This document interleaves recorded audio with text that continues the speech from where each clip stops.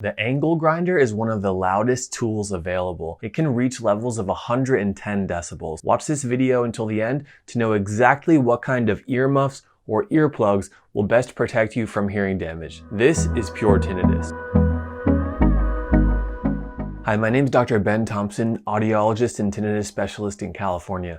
So the ear has three parts. We have our ear canal, our eardrum, and then our cochlea, the hearing organ. Loud noise exposure like that from an angle grinder can cause permanent hearing damage and lead to ringing in the ears. When you're considering buying earmuffs or earplugs to use around loud noise, some just don't do the job. So I included a link below in the info to the best highly recommended earmuffs and earplugs. So generally noise below 80 decibels won't cause any damage to your hearing unless you're listening to that noise for many hours of the day. I definitely recommend using hearing protection when you're using an angle grinder to cut metal. The noise levels from an angle grinder can reach up to 110 decibels. I've used an angle grinder myself when I was working with a friend to convert her Sprinter van, so I know how loud that thing can get, and I strongly recommend wearing the ear protection. The best form of hearing protection are earmuffs that go over your ears. They can typically reduce the sound levels by 20 decibels. A lot of folks who work with loud noise in construction and metal grinding, they like to listen to music while they work, so there's a great feature where you can get some earmuffs that have built-in Bluetooth to stream music from your phone,